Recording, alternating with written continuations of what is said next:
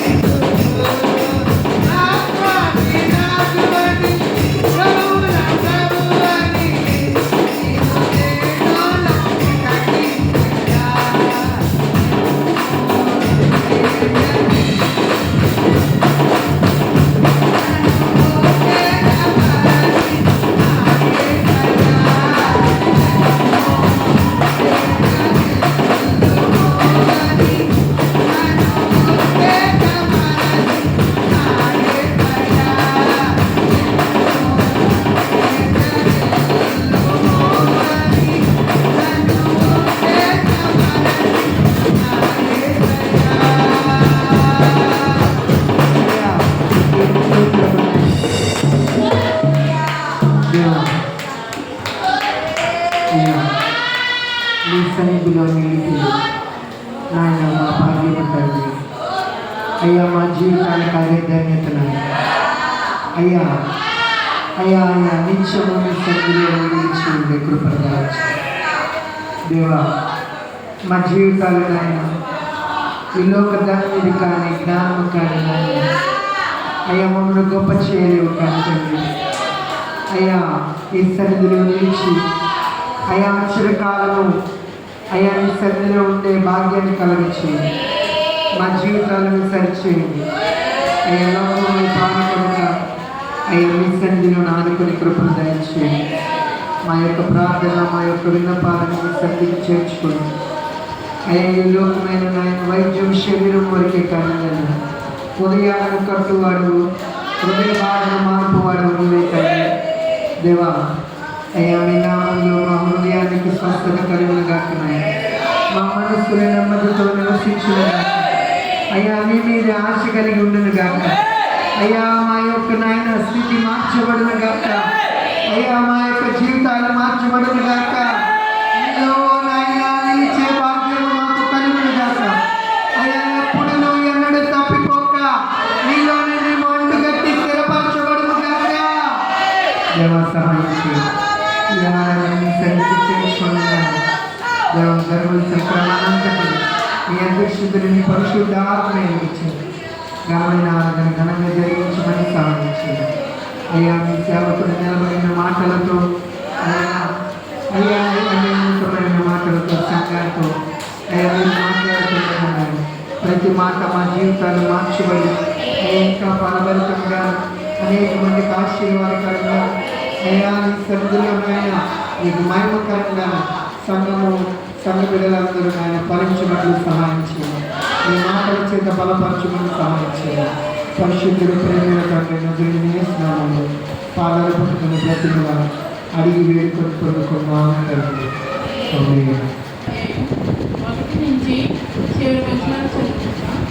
Page number 467 కీర్తనలు 32వ అధ్యాయం 1 నుంచి చివరి వచనాలు చదువుకుందాం.